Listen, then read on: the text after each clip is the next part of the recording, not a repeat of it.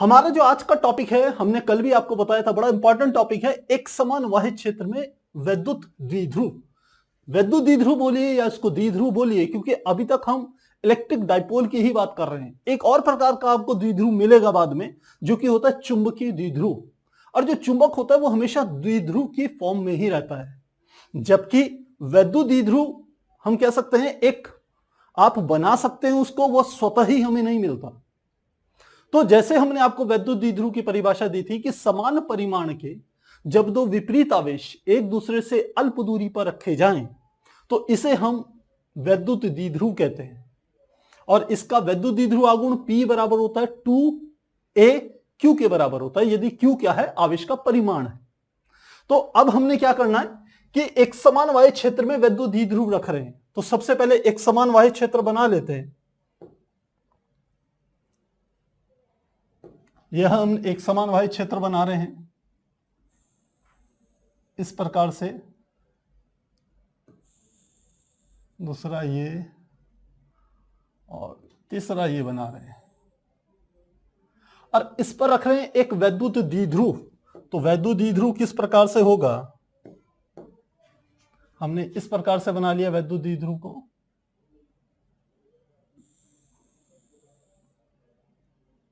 ये हमने green colour से वैद्युत द्विध्रुव का निर्माण कर दिया है। अब प्यारे बच्चों, ये सबसे पहले ऊपर हमने क्या बनाया, एक वैद्युत क्षेत्र बनाया। और आप जानते हैं यदि एक वैद्युत क्षेत्र है तो इसकी दिशा है, और दिशा हमने डिसाइड कर ली, ये लेफ्ट से राइट की तरफ है, इधर की ओर चल रहा है। तो ये क्या है, वैद्युत क्षेत्र, जिसे हम किससे रिप्रेजेंट करेंगे, ई से। और ये एक सदिश राशि है, आप अच्छे से जानते हैं। साथ ही हमने ये ग्रीन कलर से एक वैद्युत द्विध्रुव की रचना करी है। तो वैद्युत द्विध्रुव आप जानते हैं, जब समान परिमाण के विपरीत आवेश एक दूसरे से अल्प दूरी पर रखे जाते हैं, ऐसी व्यवस्था को, ऐसे अरेंजमेंट को हम वैद्युत द्विध्रुव कहते हैं। तो हमने क्या करा, यहां वैद्युत द्विध्रुव के दो आवेश ले लिए, एक वो यहां पर स्थित होगा और दूसरा आवेश आप जानते हैं यहां पर स्थित होगा। मान लेते हैं यहां पर जो आवेश है उस आवेश का मान मैं मान लेता हूं वो है +Q, और यहां पर जो आवेश स्थित है उस आवेश का मैं मान लेता हूं यह है -Q। -Q आवेश यहां पर है और +Q आवेश यहां पर है। तो ये एक वैद्युत द्विध्रुव बन गया। और आप समझ सकते हैं इन दोनों के जो बीच की जो दूरी होगी वो 2a के बराबर होगी, जैसे कि हमने कल इस बात को समझा था। तो डिस्टेंस कितनी होगी, हमने कहा ये डिस्टेंस हो गई 2a, पूरी यहां से लेके यहां तक की दूरी ले ली। और यह वैद्युत द्विध्रुव का मान लेते हैं यह इसका मध्य बिंदु है, जिसको हम बाद में जाकर के कोई एक नाम दे देंगे। तो मुझे लगता है यह चीजें तो काफी आसान है कि एक समान वैद्युत क्षेत्र ले लिया मैंने, यह वैद्युत क्षेत्र तीरों से प्रदर्शित हो रहा है, तीर का निशान इधर है, इसका मतलब यहां पर कोई शक्तिशाली धन आवेश होगा, आप ऐसा मान सकते हैं। और इधर की ओर जा रही है वैद्युत क्षेत्र, तो यहां कहीं शक्तिशाली एक ऋण आवेश होगा, आप ऐसा मान सकते हैं। तो यह वैद्युत क्षेत्र है जिसकी तीव्रता E है। हमने एक वैद्युत द्विध्रुव ले लिए जिसके दो आवेश है, -Q आवेश और +Q आवेश। -Q आवेश मान लेते हैं जिस बिंदु पर स्थित है वह बिंदु हमने ले लिया। मान लेते हैं यह वाला बिंदु कितना है, यह वाला बिंदु हमारा है A, ये A बिंदु है। और यहां पर ये दूसरा हमारा बिंदु है जिसको हम किससे रिप्रेजेंट कर रहे हैं, मान लेते हैं ये हमारा बिंदु है B, ये वाला बिंदु B। तो अब देखते हैं इस वैद्युत द्विध्रुव पर क्या फर्क पड़ेगा। यहां पर हमें दो चीजें कैलकुलेट करनी होती है। पहली बात तो इस वैद्युत द्विध्रुव पर नेट बल कितना लग रहा है, पहली बात। और दूसरी बात कि यदि इस पर नेट बल जितना भी लग रहा है तो क्या इस पर कोई एक बल आघूर्ण भी कार्य कर रहा है। तो हमने कहा दो कौन सी चीजें ज्ञात करनी है, सबसे पहले तो हमें ज्ञात करनी है नेट बल, और दूसरा हमें ज्ञात करना पड़ेगा जिसे हम कहते हैं बल आघूर्ण। ये दो चीजें हमें ज्ञात करने के लिए परीक्षा में कहा जाता है। तो अब हम अपने डेरिवेशंस की शुरुआत करते हैं। तो जितनी चीजें हमने यहां पर आपको बताई है वो आपको लिखनी भी पड़ेगी, क्योंकि हम साथ ही आपके नोट्स तैयार करवा रहे हैं, तो इन चीजों को लिखते हुए चलेंगे। तो हम लिखते हैं, माना एक समान वैद्युत क्षेत्र, एक समान वैद्युत क्षेत्र E पर कोई द्विध्रुव कोई द्विध्रुव, और इसको आप कह सकते हो वैद्युत द्विध्रुव, तो हम यहां पर लिख लेते हैं कोई वैद्युत द्विध्रुव रखा है। तो ये हमने एक वैद्युत द्विध्रुव रख दिया और ये एक समान क्षेत्र पे स्थित है। अब सोचिए यदि यह वैद्युत द्विध्रुव में दो आवेश हैं, धनावेश और ऋणावेश, तो ये वैद्युत क्षेत्र इन दोनों आवेशों पर क्या लगाएगा? बल लगाएगा। तो आप जानते हैं वैद्युत क्षेत्र के द्वारा जो लगाया गया बल होता है या आवेश पर लगाया गया जो बल होता है उसे हम F से रिप्रेजेंट करते हैं। तो क्योंकि ये B है तो इस पर लगने वाले बल को मैं रिप्रेजेंट करूंगा FB से, ये A है इस पर लगने वाले बल को मैं रिप्रेजेंट करूंगा FA से। अब बात आती है कि आखिर इन बलों के परिमाण क्या होंगे और इनकी दिशाएं क्या होंगी। दो चीजें आपको पता होनी चाहिए। देखिए यह है धन आवेश और यह है ऋण आवेश। इस ऋण आवेश पर A बिंदु पर लगने वाला बल यदि FA है तो इस पर दिशा क्या होगी? यदि ये ऋण आवेश है तो मैंने कहा यहां पर क्या होगा? कहीं ना कहीं शक्तिशाली एक धन आवेश होगा, जिससे हम कह सकते हैं ये बल रेखाएं, वैद्युत बल रेखाएं निकल रही होंगी और जिस दिशा में चल रही है वही हमारा एक वैद्युत क्षेत्र है। वैद्युत क्षेत्र आगे की ओर बढ़ रहा है। तो यदि इस क्षेत्र में कहीं पर कोई धन आवेश, शक्तिशाली धन आवेश है तो वह धन आवेश इस ऋण आवेश को अपनी ओर आकर्षित करेगा। तो अब मैंने यहां पर एग्जाम्पल के लिए बनाया प्यारे बच्चों। ये मत समझना कि इतने छोटे से आवेश से ये रेखाएं निकल रही, मैं ऐसा बिल्कुल नहीं कह रहा हूं, बस आपको समझाने की कोशिश कर रहा हूं कि यदि वैद्युत क्षेत्र की दिशा ये है तो इधर कहीं ना कहीं शक्तिशाली धन आवेश होगा और इधर कहीं ना कहीं शक्तिशाली ऋण आवेश होगा, ये बताना चाह। तो अब इस पर बल जो लगेगा, क्योंकि ये ऋण आवेश है तो ये इस दिशा में इस पे बल लगेगा। तो लगने वाले बल की दिशा बना लेते हैं, ये इस पर बल लग रहा है और बल का मान क्या है? हमने कहा FA है, तो FA की दिशा होगी ऐसे में। अब इस बल का परिमाण क्या होगा? हम लिखते हैं क्योंकि A पर -Q आवेश है, अतः इस पर वैद्युत क्षेत्र E द्वारा लगाया गया बल, और इस बल को किससे रिप्रेजेंट कर रहे हैं? FA से। और आप जानते हैं हमने एक फार्मूला लिया था F बराबर QE, तो यहां आवेश का मान क्या है? Q, और बल लगने वाला वैद्युत क्षेत्र की मात्रा क्या है? इतनी है, E, यानी कि इस आवेश का मान जिस पर बल लग रहा है उसका मान है Q, और ये वैद्युत क्षेत्र की तीव्रता कितनी है? E, जिसको हमने यहां पर रिप्रेजेंट करा हुआ है। तो लगने वाले बल का मान इस पदों में लिखें तो ये आ जाएगा Q इंटू E, इस दिशा इस तरीके से आ जाएगा। अब यदि आप इसे सदिश रूप में लिखना चाहो, दोनों बातें ध्यान रखना मेरी, यदि इसे सदिश रूप में लिखना चाहो तो आप इसे ऐसे लिख सकते हो, ये लिखेंगे FA सदिश बराबर ये आ जाएगा QE, तो इसका परिमाण है। अब देखिए वैद्युत क्षेत्र इस दिशा में है लेकिन बल उसकी विपरीत दिशा में लग रहा है, इसलिए इसके आगे क्या आ जाएगा? माइनस का निशान आ जाएगा, और यहां पर आप इसे सदिश रूप में ऐसे बना सकते हैं। काफी आसान है। आप देख रहे हो वैद्युत क्षेत्र की दिशा क्या है? इधर की ओर। इस पे लगने वाले बल की दिशा क्या है? इधर। ये दोनों के दोनों सदिश एक दूसरे के विपरीत है इनकी दिशाएं, इसलिए FA की जो दिशा होगी वो E की दिशा की क्या होगी? उल्टी होगी। ये बात यहां पर क्लियर होती है। सेकंड देखें, इसी प्रकार दूसरा बिंदु क्या है? B पर रखे प्लस Q आवेश पर लगने वाला वैद्युत बल, क्योंकि ये जो बल लग रहे हैं ये वैद्युत बल है क्योंकि आवेशों के कारण उत्पन्न हो रहे हैं। तो बल का मान क्या होगा? अब की बार लिख लेंगे FB बराबर, FB का मान क्या है यहां पर देख लेते हैं। FB पहले तो उसकी दिशा देख लेते हैं, कैलकुलेट करते हैं। यह है धनावेश, हमने कहा यहां पर क्या है? शक्तिशाली धनावेश। यह धनावेश इस धनावेश को प्रतिकर्षित करेगा, और चूंकि बल रेखा इधर की ओर जा रही है तो इसका मतलब यहां पर कहीं ना कहीं एक ये हमने उल्टा बना दिया। यहां पर क्या होगा? कहीं ना कहीं एक ऋण आवेश होगा। ये धन आवेश से ऋण आवेश की तरफ वैद्युत बल रेखाएं जा रही, तो ये वाला जो धन आवेश होगा इस ऋण आवेश की तरफ आकर्षित होगा, इस दिशा में इस पे बल लगेगा। या उल्टा कह सकते हैं ये धन आवेश इस धन आवेश को प्रतिकर्षित करेगा तो ये इस दिशा में इस पे बल लगेगा। तो लगने वाले बल की दिशा क्या होगी? ये वाली होगी। ये इस पे बल लगेगा।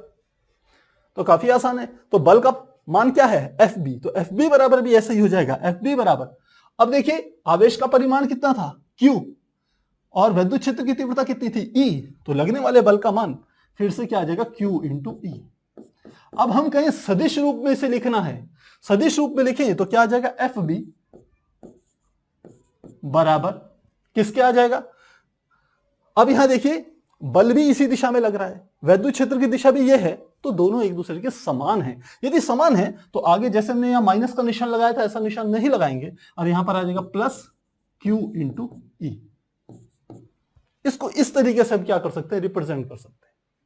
तो अब पहली चीज हमें निकालनी है नेट बल। तो लिखते हैं अतः वैद्युत द्विध्रुव पर लगने वाला नेट बल निकालते हैं। तो यदि नेट बल निकालेंगे तो क्या हो जाएगा?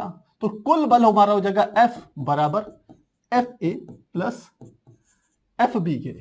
कुल बल F बराबर F A plus F B के बराबर हो। अब हम जानते हैं एफ ए की दिशा क्या है? इधर की तरफ, और एफ बी की दिशा क्या है? इधर की तरफ।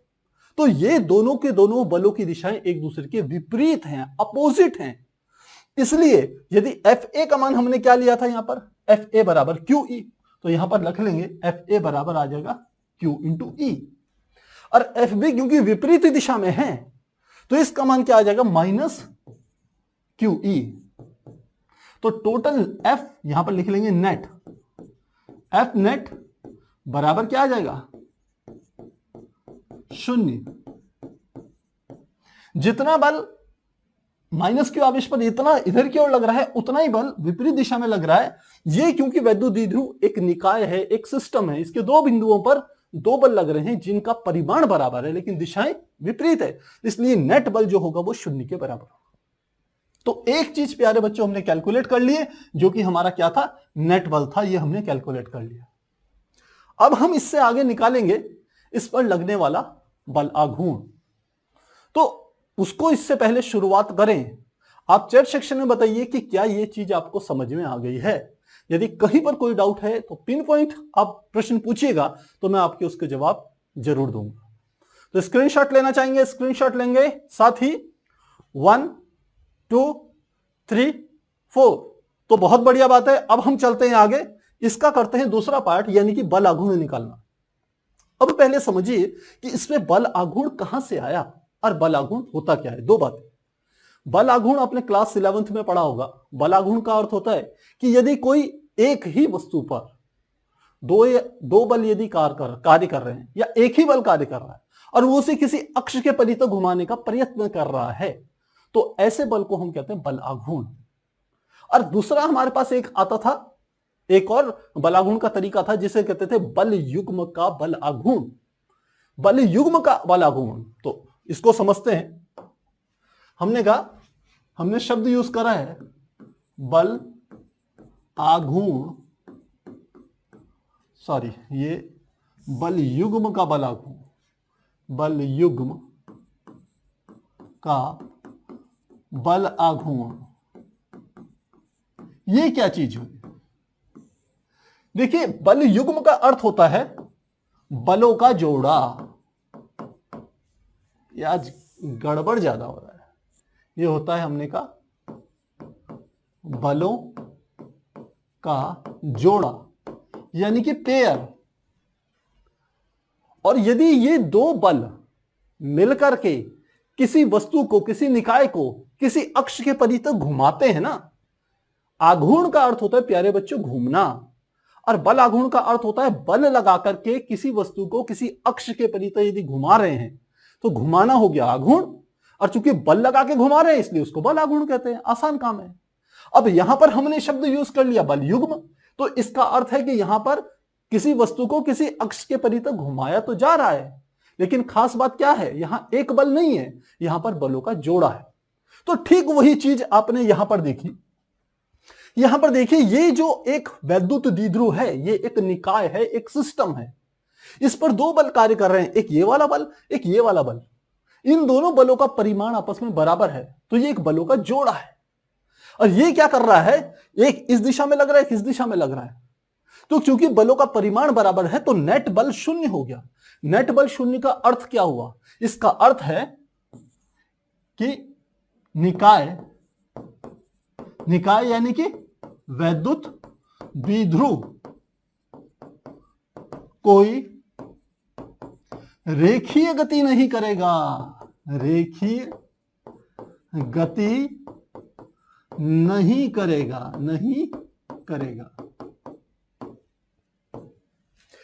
नेट बल का अर्थ यह है कि ये निकाय पूरा का पूरा ऐसे आगे की ओर नहीं खिसकने वाला, नहीं ये इधर की ओर जाएगा, नहीं ये इधर जाएगा, नहीं ये ऊपर जाएगा, ये नीचे जाएगा, स्थानांतरित गति नहीं करेगा, जिसको मैंने यहां पर रेखीय गति भी कहा है।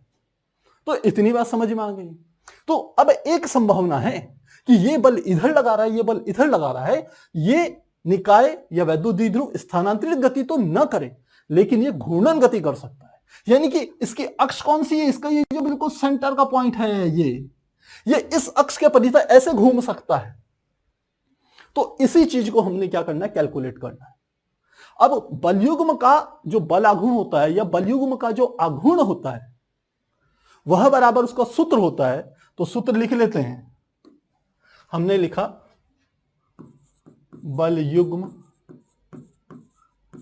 का आघूर्ण बराबर होता है किसी भी एक बल का परिमाण, क्योंकि यह युग्म है तो लिखते हैं किसी भी एक बल का परिमाण गुणा दोनों बलों के बीच की लंबवत दूरी। कि दूसरा क्या लिखा साथ में, दोनों बलों के बीच की लंबवत दूरी। तो यदि हम जो बलयुग्म बना है हम ये देखना चाहते हैं कि क्या उसका कोई आघूर्ण है, क्या वो वैद्युत द्विध्रुव को घुमाएगा या नहीं घुमाएगा। यदि ये ज्ञात करना चाह रहे हैं तो हमें इस फार्मूले का यूज करना पड़ेगा। ये हमारे पास जो फार्मूला आया, और इसके लिए इस बलयुग्म के आघूर्ण को ज्ञात करने के लिए हमें दो चीजें निकालनी, किसी भी एक बल का परिमाण और दोनों बलों के बीच की लंबवत दूरी। अब साथ ही यहां पर एक बात और आती है कि बल आघूर्ण एक सदिश राशि है, यह भी ध्यान रखना। तो टाउ यदि इसका फार्मूला लिखें तो इसका सूत्र ऐसे होता है, टाउ बराबर एफ क्रॉस आर।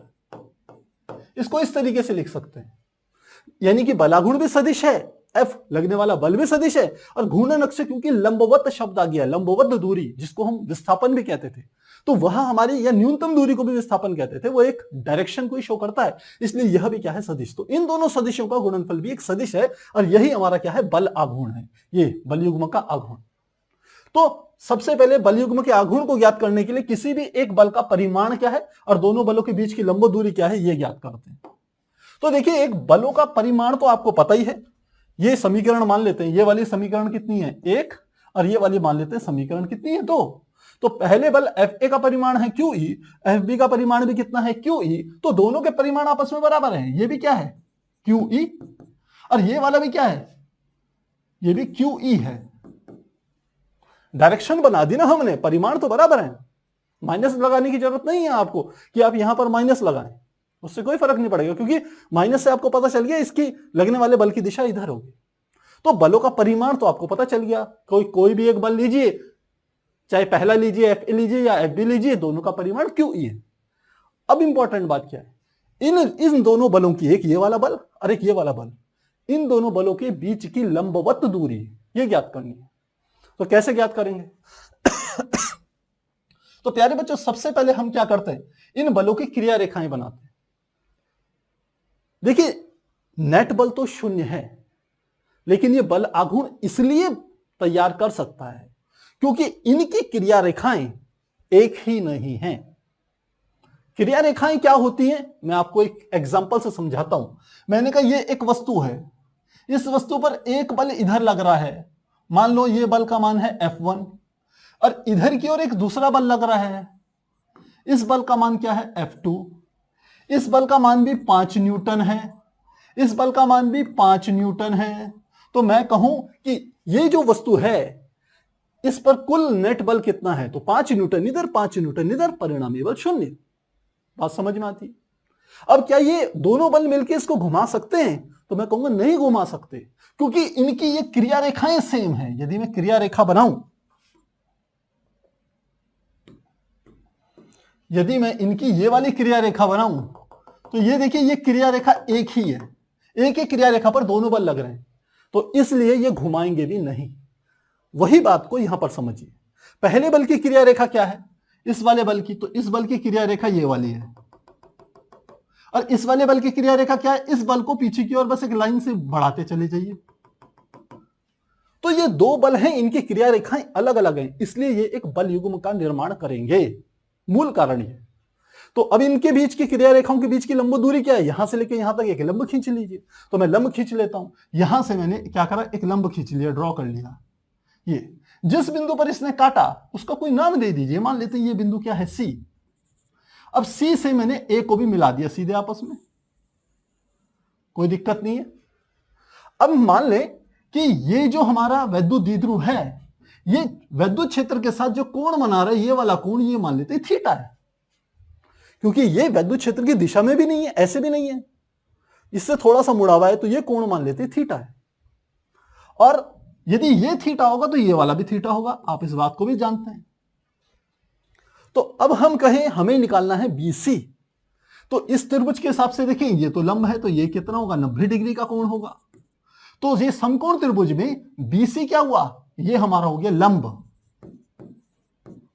ये AC क्या हो गया, ये हो गया आधार। और ये AB ये क्या हो गया, ये हमारा हो गया कर्ण। हमें लंब का मान निकालना है, तो हमें लंब निकालना है और हमें कर्ण पता है, और थीटा की वैल्यू भी हम थीटा ही मानेंगे। तो लंब कैसे निकालेंगे, हम जानते हैं साइन थीटा बराबर होता है लंब बटे कर्ण। तो फॉर्मूला लिखते हैं, आगे लिखते हैं, यहां से सबसे पहले आगे देखते हैं। हम यहां पर पहले लिख लेते हैं, क्योंकि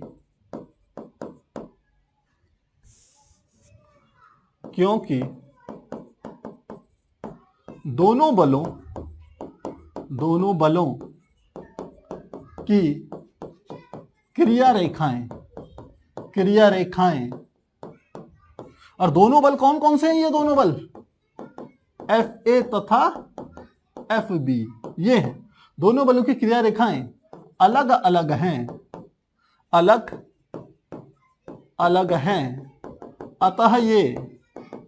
अतः ये एक बल युग्म का निर्माण करेंगे, बल युग्म का निर्माण करेंगे, जो इस वैद्युत द्विध्रुव को घुमाने की प्रवृत्ति रखता है,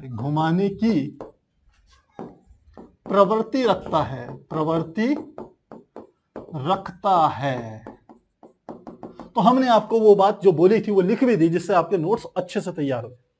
तो इतनी बात आ गई, तो अब हमने दो चीजें निकालनी है, किसी भी एक बल का परिमाण। तो लिखते हैं सबसे पहले बल का परिमाण, किसी भी एक बल का परिमाण।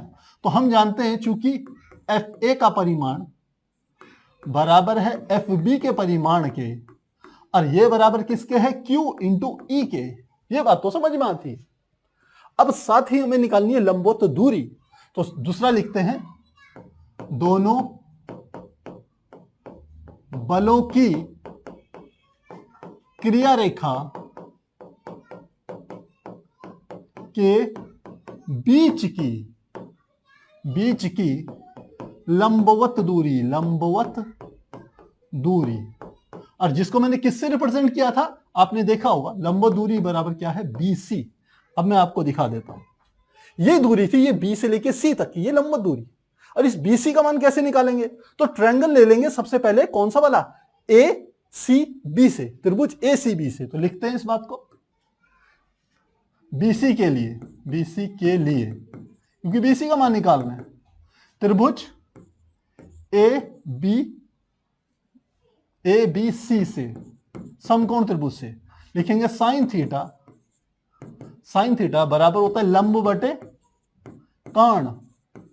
तो लंब का मान क्या आ गया, BC, और कर्ण क्या था प्यारे बच्चों, ये A से लेके B तक कर्ण था, और कर्ण कितना है, ये इसका मान है 2a, और 2a क्या है, वैद्युत द्विध्रुव की हम कह सकते हैं लंबाई है।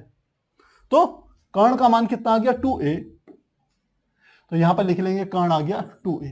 तो BC का मान क्या निकल के आएगा, यहां से यहीं से निकालें तो ये BC बराबर 2a के साइन थीटा में गुणा हो जाएगी, इसको भूल जाइए बीच वाले को, 2a के साइन थीटा में गुणा होगी तो ये आ गया 2a साइन थीटा, इतना आ गया। तो मुझे लग रहा है इतनी बात आपको समझ में आ गई होगी। तो अब हमें क्या निकालना है, फार्मूला हमारे पास ये वाला है, ये मैंने आपको बल युग्म के बलाघूर्ण को समझाया था, ये समझ में आपको आ गया होगा। तो लिखते हैं अतः बल युग्म का बल आघूर्ण, और जिसे किससे प्रदर्शित करेंगे, टाउ से। तो टाउ बराबर क्या आ जाएगा, किसी भी एक बल का परिमाण, मान लेते हैं इनका हम परिमाण निकाल रहे हैं, तो एक बल का परिमाण आ गया F क्रॉस दोनों बलों के बीच की लंबवत दूरी, और लंबवत दूरी को हम किससे रिप्रेजेंट कर रहे हैं, सपोज आप R से रिप्रेजेंट कर लीजिए, ये हमारा फार्मूला होता है, मान लेते हैं ये लंबवत दूरी R है, तो वैल्यू लिखेंगे टाउ बराबर बल का परिमाण कितना आया QE, तो मैंने यहां पर लिख लिया QE क्रॉस R का मान कितना आया 2a साइन थीटा, तो लिख लिया 2a साइन थीटा। तो इस 2a को यदि मैं आगे ले जाऊं तो ये आ जाएगा, इसको ऐसे लिख सकता हूं 2aq और साथ में आ गया e और साथ में आ गया साइन थीटा, ऐसे लिख लिया मैंने इसको। अब ये चीज आप जानते हैं क्योंकि P बराबर होता है 2aq के, जिसे वैद्युत द्विध्रुव का आघूर्ण कहते हैं, उसे P से रिप्रेजेंट करते हैं। ये P के बराबर है तो यहां पर लिख लेंगे P और साथ में आ जाएगा E और ये हो गया साइन थीटा। तो टाउ का मान हम निकाल लिया, ये अदिश मान हमने निकाल लिया, टाउ बराबर आ गया PE साइन थीटा। जहां एक चीज और लिख लें, जहां थीटा P तथा E के बीच का कोण है, बीच का कोण है, यह भी आपने ध्यान रखना है। कैसे है यह भी समझा रहा हूं। देखिए P की डायरेक्शन क्या होगी, P की दिशा क्या होगी, P हमेशा माइनस से प्लस की तरफ जाता है। वैद्युत द्विध्रुव आघूर्ण एक सदिश राशि है जिसकी दिशा माइनस q आवेश से प्लस q आवेश की तरफ जाएगी। यानी कि मैं इसको ऐसे लिख सकता हूं, ये किसकी डायरेक्शन है, ये P की दिशा है, सदिश P की दिशा माइनस से प्लस की तरफ। और वैद्युत क्षेत्र की दिशा क्या है, ये वाली है, यही तो है वैद्युत क्षेत्र आपका, क्या है ये E। तो इन दोनों के बीच का यही वाला कोण तो हम कह रहे हैं ये किसके बराबर है, थीटा के बराबर है। तो थीटा क्या है, P तथा E के बीच का कोण है।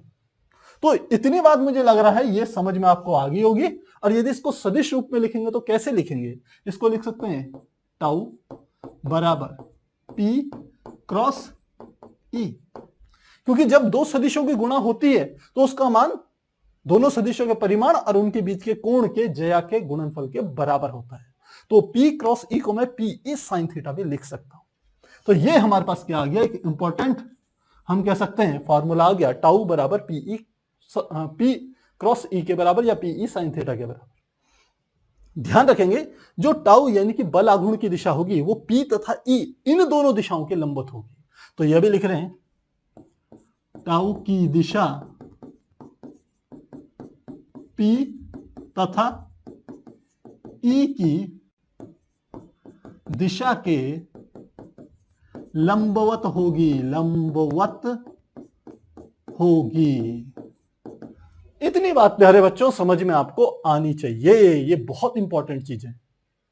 और कई बार ये डेरिवेशन पूछा जाता है, पहले चैप्टर में तो बहुत सारे डेरिवेशन है, हम किसी को ये नहीं कह सकते कि प्यारे बच्चे ये कम आएगा ये ज्यादा आएगा, सारे के सारे एक सीक्वेंस में आते रहते हैं और वेटेज भी पहले चैप्टर की पहली यूनिट की ज्यादा है। तो इस प्रकार से हमने इस चीज को समझ लिया। अब हमें एक बात और समझनी है कि टाउ का मान कब मैक्सिमम होगा और कब मिनिमम होगा, पहली बात ये। दूसरी बात कि अभी मैंने आपको बताया कि ये जो वैद्युत द्विध्रुव है, ये क्या करेगा, इस तरीके से रोटेट करेगा, यानी कि ये इसकी कोशिश होगी कि ये इस दिशा में घूमे, ये ऐसे घूमने की कोशिश करेगा और यह वाला ऐसे घूमने की कोशिश करेगा, और ये कोशिश करेंगे बिल्कुल ऐसे आ जाएं। और क्यों आएंगे मैं ये भी बात बताऊंगा। लेकिन बहुत से बच्चों के दिमाग में एक प्रश्न आता है कि सर ये ऐसे ही क्यों घूमेगा, ये इधर और ये इधर क्यों घूमेगा, उल्टा क्यों नहीं घूमे, ये इधर की ओर घूम जाए और ये इधर की ओर घूम जाए। तो इस प्रश्न का उत्तर भी मैं दूंगा, क्योंकि जब हमने पिछली सीरीज बनाई थी तो बहुत से बच्चों ने यह प्रश्न, हम कह सकते हैं, पूछा था, उसको कमेंट से हम नहीं बता सकते थे, तो आज वो चीज हम यहां पर एक्सप्लेन करेंगे। तो ये सीरीज बहुत ही स्पेशल है। मेरे पीछे के जो पूरी की पूरी सीरीज थी, क्लास 12 फिजिक्स का कंप्लीट कोर्स लगभग आपके यूट्यूब पे अवेलेबल है, आप वहां से पढ़ सकते हैं। और ये जो उसमें कमियां रह गई थी या बच्चों के डाउट्स थे, उसको हम इस सीरीज में क्लियर करते हुए चलेंगे, क्योंकि यह सीरीज न केवल बोर्ड एग्जाम के लिए इंपॉर्टेंट है, बल्कि ये नीट जेईई की तैयारी करने वाले बच्चों के लिए भी बहुत इंपॉर्टेंट है। तो आप लीजिए इसका स्क्रीनशॉट, ये वाला मेरे ख्याल से आपने ले लिया होगा, फिर भी आप लेना चाहें स्क्रीनशॉट 1 2 3 4, और साथ ही चैट सेक्शन में बताइए यदि कहीं पर आपको यहां तक कोई डाउट है। अगला स्क्रीनशॉट लेना चाहेंगे 1 2 3 4। तो मुझे लग रहा है प्यारे बच्चों कि यहां पर आपको कोई दिक्कत नहीं है यहां तक। अब इसको आगे कंटिन्यू करते हैं। सबसे पहले टाउ के मैक्सिमम और मिनिमम नाम निकालते हैं कि बला गुण का मान अधिकतम कब होगा, बला गुण का मान मिनिमम कब होगा। उसके लिए इस वाले फार्मूले को यूज करेंगे और हम लिखते हैं क्योंकि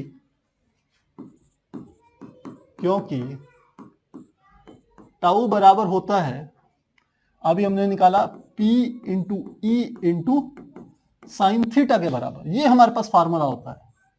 तो सबसे पहले टाउ का मान मैक्सिमम कब होगा, जब साइन थीटा का मान 1 के बराबर होगा। तो लिखते हैं टाउ मैक्सिमम के लिए क्या होना चाहिए, साइन थीटा का मान 1 के बराबर होगा। और यह कब होगा, जब थीटा बराबर क्या होगा, 90 डिग्री होगा। यदि ऐसा होगा, ये 90 है, यदि ऐसा होगा तो इस फार्मूले में लिखते हैं टाउ, इसका मैक्सिमम का मान निकाल रहे हैं P into E into sign 90, और साइन 90 का मान किसके बराबर होता है, 1 के बराबर होता है। तो क्या आ गया, टाउ का मान जो मैक्सिमम होगा वो P इंटू ई के बराबर होगा। अब ये कब होगा, जब थीटा का मान 90 होगा। थीटा का मान 90 का क्या अर्थ है, इसको भी समझिए, यानी कि ये वैद्युत द्विध्रुव इस वैद्युत क्षेत्र के साथ, ये वैद्युत क्षेत्र की दिशा ये है, वैद्युत द्विध्रुव ये है, ये वैद्युत द्विध्रुव ऐसे ना होकर के यदि ऐसे होता, ये खड़े में हो जाए यदि वैद्युत द्विध्रुव, तब हम कहेंगे जो बलागुण होगा, जो इसको घुमाने की प्रवृत्ति रखेगा, उस बलागुण का मान अधिकतम होगा, मैक्सिमम होगा। ये चीज आपको समझ में आ गई होगी।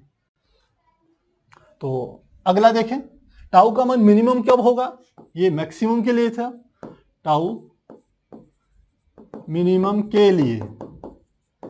और यदि ये मान निकालना चाह रहे हैं तब साइन थीटा का मान मिनिमम होना चाहिए, और हम मान लेते हैं वो 0 हम ले रहे हैं यहां पर। तो लिखें 0 कब होगा, जब थीटा का मान क्या हो, 0। साइन थीटा का मान 0 कब होता है, जब थीटा बराबर 0 होता है। तो ये वैल्यूज यदि यहां पर रखें इस फार्मूले में, तो लिखेंगे टाउ मिनिमम बराबर किसके हो जाएगा, हम कह सकते हैं P into E into sine 0, sine 0 का मान 0, तो टाउ मिनिमम का मान क्या हो गया, ये बराबर हो गया 0। इसका अर्थ है यदि वैद्युत द्विध्रुव वैद्युत क्षेत्र के साथ 0 डिग्री का कोण बनाए तो उस पर कोई बलागुण कार्य नहीं करेगा। ये कब होगा, ये भी देख लीजिए। ये वैद्युत द्विध्रुव था, यदि ये घूम करके किसी तरीके से वैद्युत क्षेत्र की दिशा में आ जाए, ये धन आवेश यहां पर आ जाए, ये ऋण आवेश यहां पर आ जाए, जो कि ये घूमने की प्रवृत्ति रख रहे हैं, घूमने की कोशिश ये कर रहे हैं, तो ये यदि ऐसे आ जाएगा तो अब इस पर कोई भी बल कार्य नहीं करेगा। तो मुझे लगता है इतनी बात समझ में आ गई होगी। अब एक प्रश्न का आपके उत्तर दे रहा हूं कि आखिर ये इधर ही की ओर क्यों घूमता है, ये ऊपर की ओर क्यों घूमता है।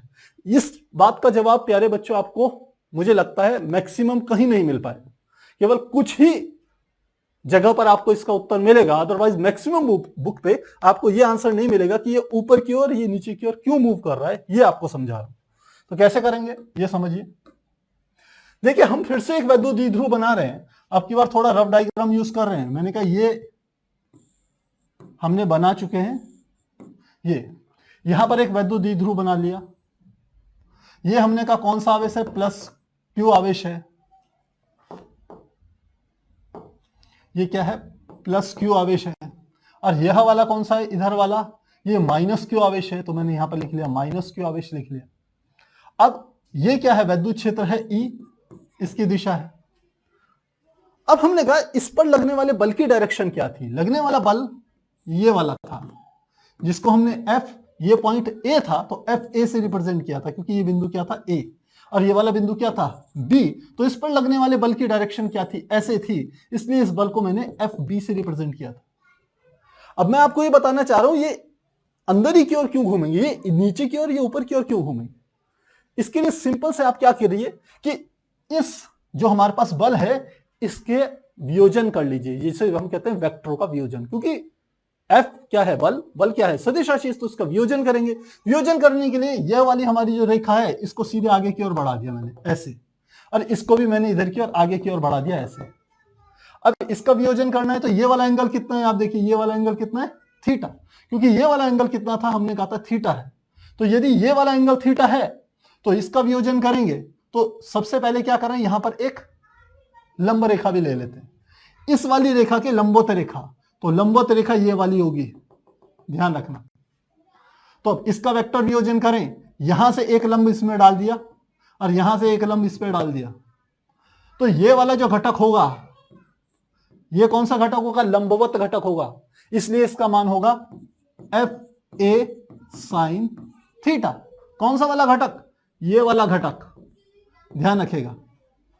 और ये जो दूसरा घटक है इसको दूसरे कलर से हम यूज कर लेते हैं। ये जो दूसरा घटक है ये वाला, यहां से हमने लंब डाला तो ये दूसरा घटक बन गया। और इस घटक, क्योंकि ये थीटा कोण के साथ है इसलिए इस घटक का मान होगा, ये 36 घटक होगा, इसलिए एफ ए कॉस थीटा। ये घटक बना दिए हमने इस बल के, लगने वाले बल के। ठीक है, यही काम आपको यहां पर करना है। तो ये काम यहां पर कैसे होगा, हमने इस रेखा को आगे की ओर बढ़ा दिया था, ये हमने कहा आगे की ओर बढ़ा दीजिए। अब देखिए यहां से मैं इसको रेखा को ऐसे बढ़ा दिया। यदि ये वाला कोण थीटा है तो ये वाला कोण भी कितना होगा, थीटा। और यदि ये कोण थीटा है तो ये वाला कोण भी कितना होगा, थीटा। वो दो समांतर रेखाओं को एक तिर्यक रेखा काट रही है तो ये वाले कोण आपस में बराबर होते हैं। कल भी हम डिस्कस कर चुके हैं इस बारे में। तो ये कोण हो गया थीटा। अब हमने कहा एक दिशा तो ये वाली होगी और दूसरी दिशा इसके हम क्या ले रहे हैं, लंबवत लेंगे। तो इसके लंबवत दिशा कौन सी होगी, ये बीच में आना चाहिए ना, आप इधर मत ले लेना लंबवत, इधर ले लोगे तो ये सदिश तो एक तरफ रह जाएगा। तो इसका लंबवत घटक हमने कौन सा लिया, इसकी दिशा ऐसे बना ली, ये 90 डिग्री का कोण है, ये पूरा कोण 90 डिग्री का हो गया।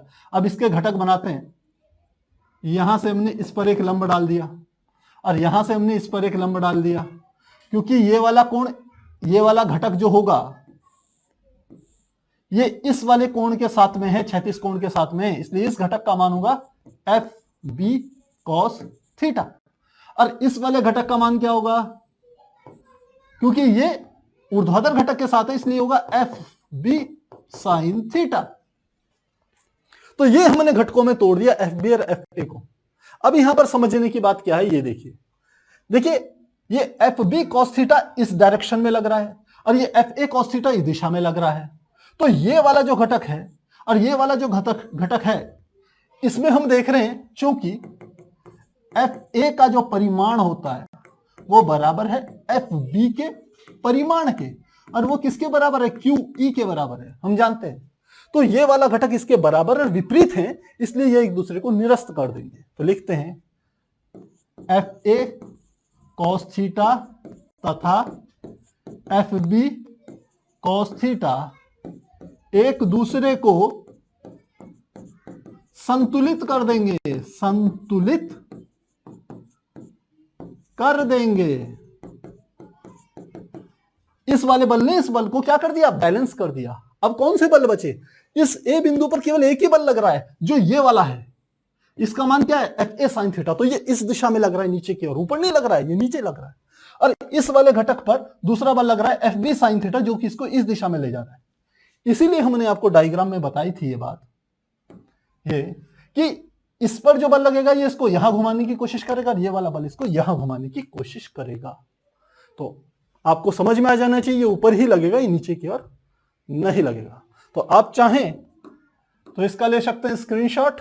स्क्रीनशॉट लेना चाहें, एक चीज मैं और लिख लेता हूं यहां पर स्टार बना करके। दूसरी बात, अतः ये वाला बिंदु कौन सा था, ए पर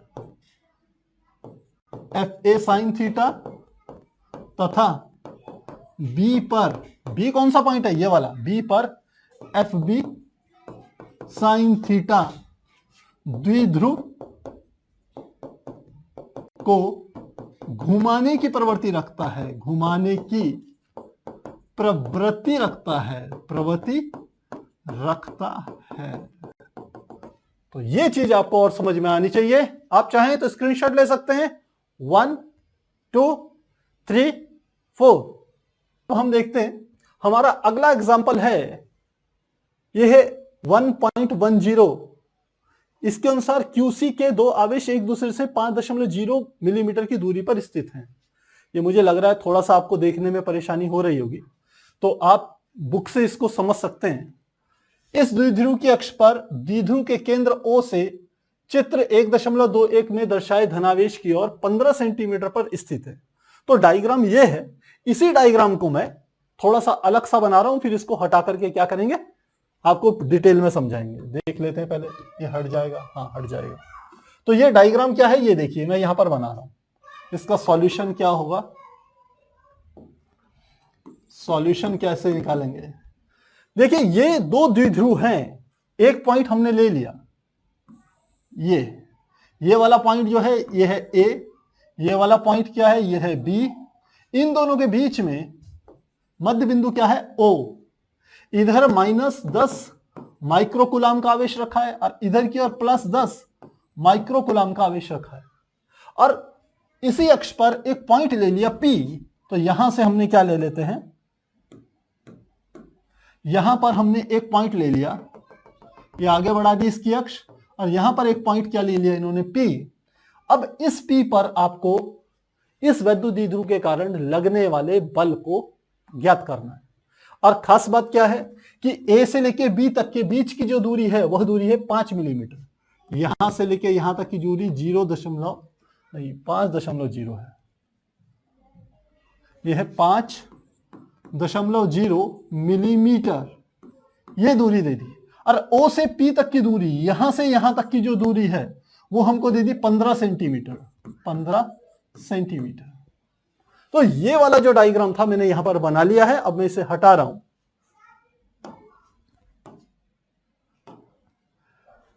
तो अब हमें क्या ज्ञात करना है, सबसे पहले इस P पर वैद्युत द्विध्रुव ज्ञात करना है। तो लिखते हैं, क्योंकि क्या ज्ञात करना है, P पर वैद्युत क्षेत्र की तीव्रता, P पर वैद्युत क्षेत्र की तीव्रता, यानी कि E को हमें क्या करना है, कैलकुलेट करना है। तो किस तरीके से करेंगे ध्यान दीजिएगा। इस वाले में हमने करना क्या है, हमने पीछे आपको वैद्युत द्विध्रुव की अक्षीय और निरक्षीय स्थिति पर, दोनों स्थितियों पर वैद्युत क्षेत्र की तीव्रता का फार्मूला ज्ञात करना बताया था। और लास्ट में हम एक कंडीशन लेते थे और फार्मूला निकलता था E = 1/4πε0 2p/r³। ये हमारे पास फार्मूला होता था। ये कब होता था, जब R का मान काफी बड़ा होता था A से। अब देखिए क्या ये कंडीशन यहां सेटिस्फाई हो रही है, यदि होगी तभी हम इस फार्मूले का यूज करेंगे, वरना दूसरे फार्मूले का यूज करेंगे। ऊपर 2pr आ जाएगा और नीचे आ जाएगा r² + a² का होल स्क्वायर, वो आ जाएगा फार्मूला। अब यहां पर हम देखें, आप देखिए A से लेके B तक की डिस्टेंस 5 मिलीमीटर है, तो इसका अर्थ है हमें दिया है 2A बराबर दिया है 5.0 मिलीमीटर। तो A बराबर कितना आ जाएगा, यहां से निकाल सकते हो। A बराबर इस 2 का भाग 5 में दे देंगे तो आएगा 2.5 मिलीमीटर। और A से लेके ये सॉरी ओ से लेकर के पी के बीच की दूरी जिसको हम आर से रिप्रेजेंट दिए करते हैं, आर बराबर है 15 सेंटीमीटर। अब देखिए ए जो है वो आर की तुलना में बहुत छोटा है। यदि ए का मैं 10 गुना कर रहा हूं तो केवल 2.5 आएगा, और 2.5 का भी ये जो 15 है ये काफी ज्यादा है, लगभग 6 गुने 7 गुने के बराबर है। यानी कि जो आर है वो ए से 70 गुना बड़ा है, तो स्क्वायर तो और हम कह सकते हैं छोटा होगा ए स्क्वायर का। तो इसलिए हम क्या करेंगे, इस वाले फार्मूले का यूज करेंगे। कंडीशन आपको पता होनी चाहिए क्यों फार्मूले का यूज कर रहे हैं। तो अब वैल्यू निकालें। हमें इस फार्मूले के लिए क्या क्या चाहिए, हमें चाहिए सबसे पहले P की वैल्यू। तो P बराबर होता है 2AQ, 2AQ या 2QA कुछ भी लिख सकते हैं आप। तो 2A का मान कितना है, ये पूरा 2A का मान 5.0 मिलीमीटर है, इसको लिख सकते हैं, यहीं पर लिख रहा हूं मैं। 2A बराबर 5.0 मिलीमीटर, इसको मीटर में बदलेंगे तो 5.0 गुणा 10 की घात 5.0 गुणा 10 की घात -3 मीटर। पहली चीज 15 सेंटीमीटर, इसको मीटर में बदलेंगे तो 15 गुणा 10 की घात -2 मीटर। इन दोनों की जरूरत पड़ेगी। तो और साथ में आप देख रहे हो Q का मान भी हमारे को दे दिया है। Q बराबर है 10 माइक्रोकूलाम, 10 माइक्रोकूलाम यानी कि 10 गुणा 10 की घात -6 कूलाम, इतने के बराबर है। तो इन तीन चीजों की आपको आवश्यकता पड़ेगी इस न्यूमेरिकल को सॉल्व करने में। तो 2A का मान कितना है, 5 गुणा 10 की घात -3, तो 2A का मान रखेंगे 5 गुणा 10 की घात -3।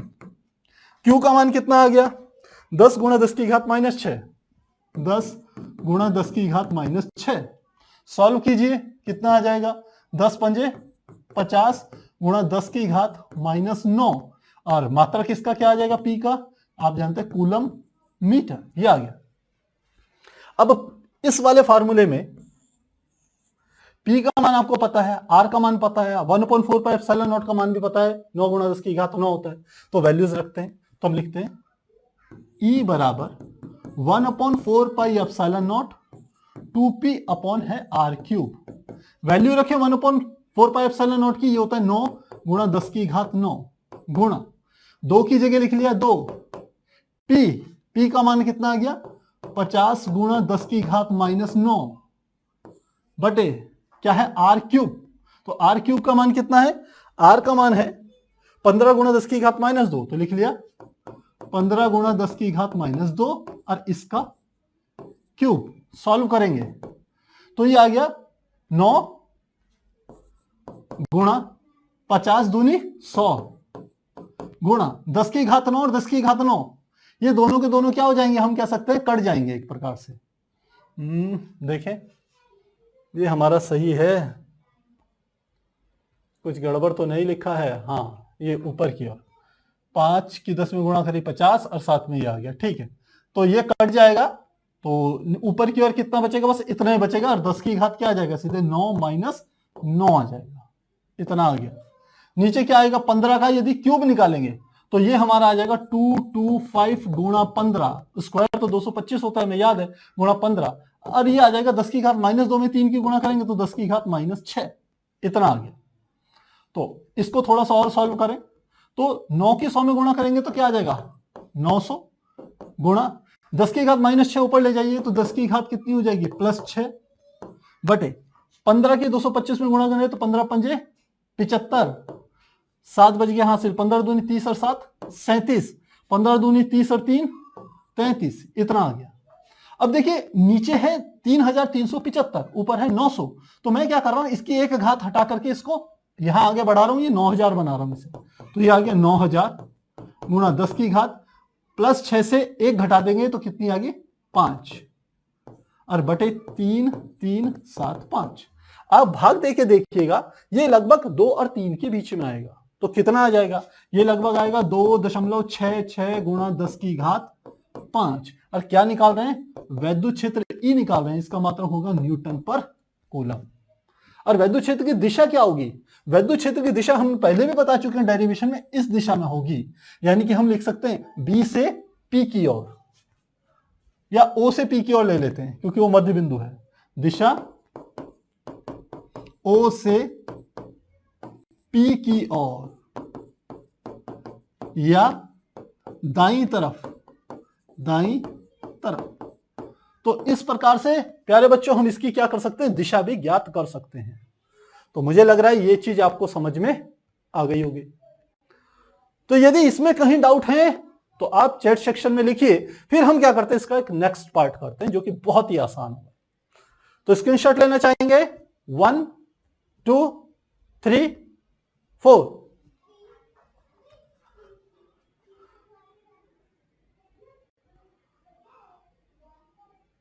तो प्यारे बच्चों अब इसका नेक्स्ट पार्ट करें। ये तो कुछ और आ गया। नेक्स्ट पार्ट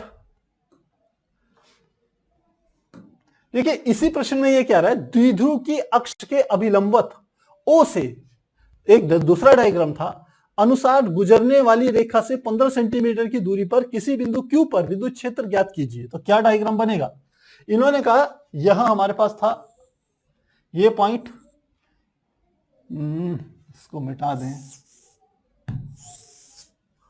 ये हम यहां पर बना रहे हैं, ये एक पॉइंट ये था, एक पॉइंट ये था, इन दोनों के बीच का पॉइंट क्या था, ओ से अब की बार ऐसे करके निरक्षीय स्थिति पर एक बिंदु है ये, इसका मान क्या है, Q। अब Q पर आपने क्या निकालनी है, विद्युत क्षेत्र की तीव्रता ज्ञात करनी है। यहां पर आवेश कितना था देख लेते हैं, यहां पर था -10 माइक्रोकुलाम, ये था +10 माइक्रोकुलाम, इनके नाम थे ए बी। तो ये है -10 माइक्रोकुलाम, ये ए, ये बी है, ये +10 माइक्रोकुलाम है। इन दोनों के कारण इस Q पर विद्युत क्षेत्र की तीव्रता E ज्ञात करनी है। O से लेके Q तक की दूरी फिर से क्या है, 15 सेंटीमीटर है। तो सारी चीजें सब वही है। तो आप जानते हैं निरक्षीय स्थिति पर विद्युत क्षेत्र की तीव्रता होती है, या जिसे हम कहते हैं विषुवतीय तल पर विद्युत क्षेत्र की तीव्रता होती है। लिखते हैं विद्युत द्विध्रुव के विषुवतीय तल पर विद्युत क्षेत्र की तीव्रता, विद्युत क्षेत्र की तीव्रता, इसका सूत्र होता है E बराबर 1/4 पाई एप्सिलॉन नॉट, और ये होता है P/R3। और अभी हमने अक्षीय पर देखा था, तो हम जानते हैं, क्योंकि इसको मैं लिख दूं निरक्षीय तथा E अक्षीय, जो इससे पहले हमने ज्ञात करा था, उसका मान होता है 1/4 पाई एप्सिलॉन नॉट 2P/R3 के बराबर था, जो भी हमने ज्ञात करके आपको दिखाया। अब ज्यादा कैलकुलेशन आपको नहीं करनी है, मैं ये आपको बताना चाह रहा हूं कि यहां से हम यदि वैल्यू देखिए 1/4 पाई P/R3 की वैल्यू क्या होगी, तो देखिए ये जो पोर्शन है, इतने पोर्शन को यदि मैं देखूं तो ये पोर्शन E निरक्षीय के बराबर है। तो मैं लिख सकता हूं, अतः E अक्षीय बराबर हो जाएगा, केवल 2 साथ में आ गया, 2 गुणा ये पूरा ग्रीन वाला निशान किसके बराबर है, इसके बराबर, E निरक्षीय। तो मुझे तो E निरक्षीय का मान निकालना है, तो E निरक्षीय का अर्थ हो जाएगा E निरक्षीय बराबर 2 इसके नीचे चले जाएगा, तो E अक्षीय बटे 2। E अक्षीय का मान अभी मैंने आपको दिखाया था, वो था 2.66 मल्टीप्लाइड 10⁵। तो इसका मान रखेंगे 2.66 मल्टीप्लाइड 10⁵ बटे 2। किसका मान निकाल रहे हैं, E निरक्षीय का मान, E निरक्षीय का मान। तो आप भाग देंगे, तो यहां पर मैं लिख लेता हूं, तो लिख लेते हैं E निरक्षीय बराबर हमारा आ जाएगा, 2 से भाग देंगे तो 1.33 गुणा 10⁵ न्यूटन पर कूलम। इसके बराबर क्या हो जाएगा, E निरक्षीय का मान हो जाएगा। तो काफी आसान है, आप अच्छे से जानते हैं किस प्रकार से इसको किया जाता है। और साथ में इसकी जो डायरेक्शन होती है, आपको पता है, जो यहां से इसको मिलाइए, यहां से इसको मिलाइए, इसकी दिशा ये वाली होती है। तो और दिशा लिख लेंगे, इसकी दिशा दाईं तरफ होगी, दाईं तरफ होगी, जिस Q बिंदु पर निकालना है उसके दाईं तरफ होगी। तो इस प्रकार से प्यारे बच्चों हम इस बी पोर्शन को भी ज्ञात कर सकते हैं। फिर से वही प्रॉब्लम बार बार आ रही है कि जैसे ही न्यूमेरिकल शुरू होते हैं बच्चे गायब हो जाते हैं।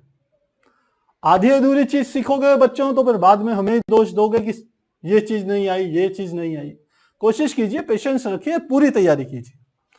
तो प्यारे बच्चों, स्क्रीनशॉट लेना चाहेंगे तो स्क्रीनशॉट लेंगे 1 2 3 4। और यदि